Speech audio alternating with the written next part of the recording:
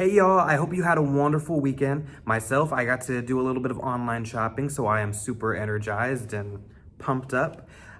Today we are going to be learning about slope. So this will be a refresher for those of y'all who took 8th grade math or pre-algebra last year. So let's go ahead and get started. So let's look at the 4 different ways. We have equation, graph, table, and 2 points. So sometimes you'll be given an equation, sometimes you'll be given a graph, sometimes you'll be given a table, and sometimes you'll be given 2 points, and you want to find the slope. When you look at the slope, one of the first things you notice is how steep it is. The slope is how steep it is, how far up it's going. So sometimes there will be a positive slope, and sometimes there will be a negative slope. So let's look at an equation first. Here we have 2 equations. This one is written in slope-intercept form. It's called slope-intercept form because you can easily identify its slope and its y-intercept. Slope-intercept form is written as y equals mx plus b, where m stands for slope and b stands for y-intercept. And remember, slope is how steep a line is, and y-intercept is where it falls on the y-axis. So when we look at an equation like this, I can easily tell that since it's in y equals mx plus b format, slope-intercept, I see that the slope is -9. But sometimes they'll give you equations not written in slope-intercept form, so we have to do a little bit of work. I want to turn this equation and rewrite it in slope-intercept form, meaning I'm going to get y by itself and everything else on the other side. So to get y by itself, this is a literal equation. So I'm going to get rid of anything being added or subtracted to the term that has y in it. So the only loose term is -4x. So to get rid of that, I'm going to do the opposite of this sign. So I'm going to add 4x. But what we do to one side, we have to do to the other. So then we'll be left with -2y equals 4x plus 16. Then I want to get y by itself by getting rid of any coefficients. So y right now is being multiplied by -2. So I'm going to divide it by -2. But what we do to one side, we have to do to every other term on the other side. So I'm going to divide this by -2, and I'm going to divide this by -2. So I'll get y equals 4 divided by -2 gives me -2. So -2x, and positive 16 divided by -2 gives me -8. So now I have it written in slope-intercept form. So the slope would be -2.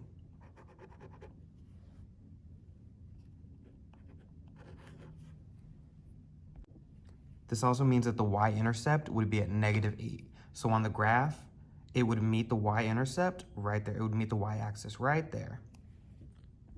Finding the slope of a graph is my favorite. This is where we use that key phrase, rise over run. Rise stands for however far you go up or down between 2 points. So you take 2 points and the one. So rise over run tells you that between 2 points, you're going to see how far the first point goes up or down to line up with the second point, and how far forward it goes before it meets up with the second point. So rise over run is the same thing as rise divided by run. So let's start off with this graph over here. I want to choose 2 points I can clearly identify, and I'm going to see how far up or down it goes from the left point to the right point, and then how far forward it goes. So I see right here there are 2 dots clearly defined already. Sometimes that's not the case. So I like to look at where a point clearly intercepts two lines. So remember, we're gonna check from left to right, from a left point to a right point. So the left point, rise, asks me how far up or down do I go before I line up with the second point. So I see this is the left point, this is the right. So I'm gonna go up 1, 2, 3. Then I'm in line. So my rise is +3.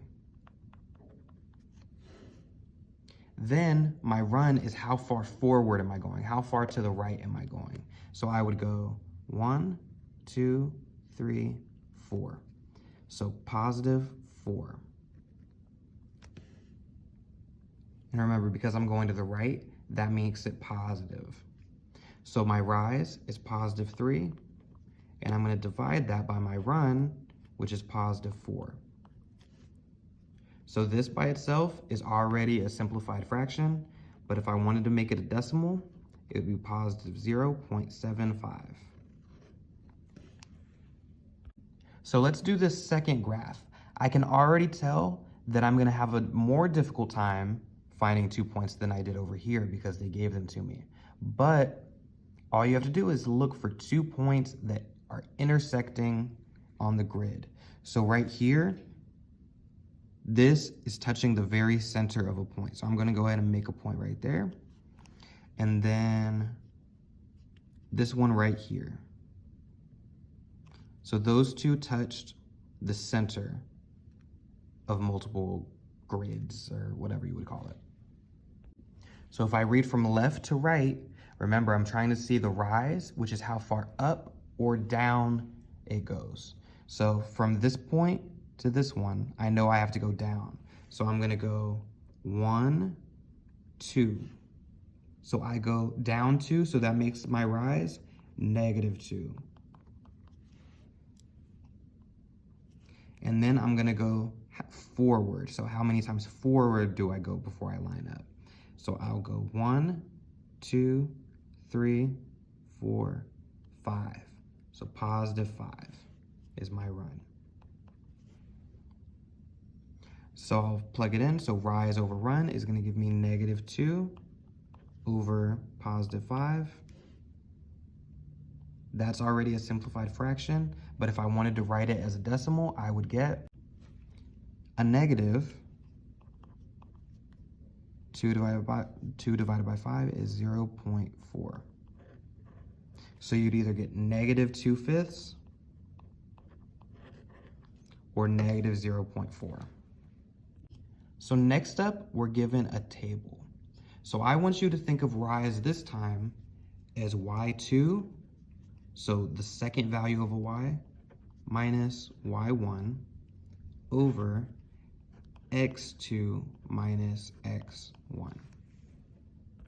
So you take 2 points, an xy and an xy. So you take 2 points, and the second point is gonna be your x2, x1, and the first point is gonna be x1, oh my bad, x2, y2. The first point is gonna be x1, y1. So you'll just take the second point, and you're basically subtracting the first point from it. So let's look at this table. So the first 2 points we have.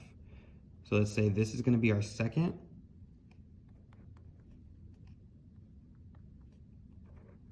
and this is our first. So we have x1, x2, y1, y2. So this is the second point, so x2, y2, and this is the first point, x1, y1. So we'll plug the numbers in. So y2 minus y1 over x2 minus x1. So we have 0 minus 8 over 0 minus -2. So 0 minus 8 is going to give me -8. And 0 minus a negative is going to make this positive 2. So 0 plus 2 gives me 2. So I can simplify this. Negative divided by a positive is going to be a negative. 8 divided by 2 is 4. you would get this slope no matter which 2 points you chose. So let's choose another 2 set of points. So let's say we want this to be our first point, and this will be our second point. So our x1 and y1, and our x2 and y2. So that's just our first x value, second x value, first y value, second y value. So let's plug that in. So we have y2 minus y1, so negative 16 minus negative 8 over x2, so 4 minus x1 is 2. So negative 16 minus negative, whenever you subtract a negative, it becomes a positive. So negative 16 plus 8 is going to give us negative 8. 4 minus 2 is positive 2. So negative divided by a positive is a negative, and 8 divided by 2 is 4. So no matter which 2 points you chose, your slope is always going to be negative 4.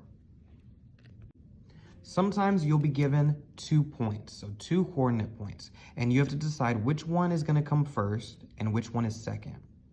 And you'll do that by looking at the x values. So if I was looking at a number line, on the farthest left, I would have, say, 0 right here, and then a positive number over here. So if a negative 7 were to be plotted, it would be somewhere over here. But if 19 were to be plotted, because it's positive, it's going to be somewhere over here. So that means that our first point to come up would be negative 7. So this is going to be our x1, and this will be our y1. And this will be our x2, and this will be our y2. So because our x values, this one came first on the number line, that means it's going to be our x1. And the coordinate that goes with it, the y that goes with it, is y1. So this is our first point, this is our second point. So let's look at y2 minus y1 over x2 minus x1. So our second y value minus our first y value over our second x value minus our first x value. So negative 16 minus negative 15, whenever we have these two negative signs like that, we get to make it positive. So we have negative 16 plus 15 would give us negative 1 over 19 minus a negative, we change to adding, so 19 plus 7 would give us 26.